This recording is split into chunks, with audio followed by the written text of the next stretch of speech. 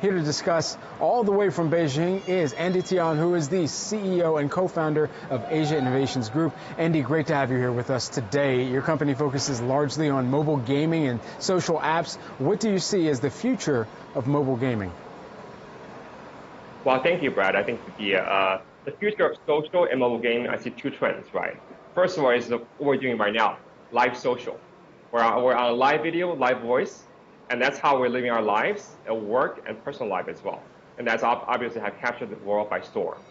Second, as you mentioned before, game is social and social is gaming, right? Things like Clubhouse, things like Among Us have really brought the gaming elements into the social world. And that's what we focus on at Asia Innovations, to bring that gamified social experience across to our 300 million users across basically all regions in the emerging markets. And so you developed one of the earlier social media apps in 2008. How has the world of social platforms changed since then? It's interesting, right? Back then, I was building one of the first social games on Facebook, right? The world was done by US players.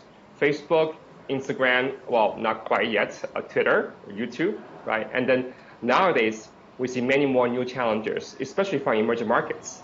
I think that the first wave of US platforms, unfortunately, will give away to much more diversified social apps made in emerging markets for emerging markets, to be respected for different cultural, languages, and of course, religion that's prominent in emerging markets. What can these platforms, from your perspective, do better to highlight the creators that are of different backgrounds, that are of different cultures? Because sometimes we scroll through our feeds and we see the same profiles, the same creators who all share something in common as well. All of them are the ones that are populating some of the Discover platforms and not necessarily some of the different cultures that we know are on the platform. Yeah, I think one thing that all platforms should do, and we are doing as well, is that to feature different languages, right? Different languages and different culture to the same users. We employ real-time translation. So you can watch a streamer in Morocco. She may be speaking Arabic, but her voice will be directly translated in real time, subtitles in English or Japanese, wherever you are. So that's bringing the world to a much more small place. And so going forward from here, given the maturation that we've seen in gaming, the maturation that we've seen in social, what do you see as the biggest challenges in developing and launching a social app right now?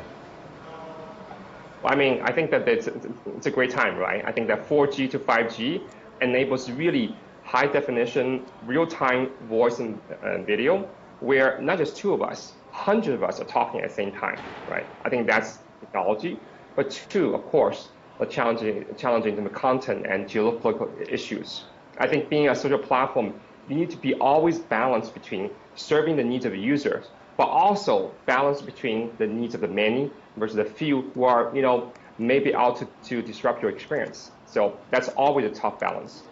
Let's talk about your company, Asia Innovations Group. Private right now, would you consider a public listing? Well, I can't comment on that, unfortunately. But our goal is to really build original products for emerging markets. Just like we're celebrating different cultures over here, I believe that different users in South America, in South Asia, in Middle East, deserve their own special experiences. You are also an early adopter of blockchain, cryptocurrency.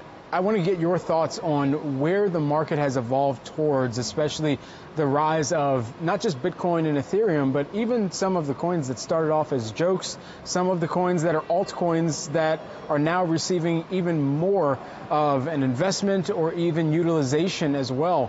Did you ever anticipate this, and where do you see this going from here?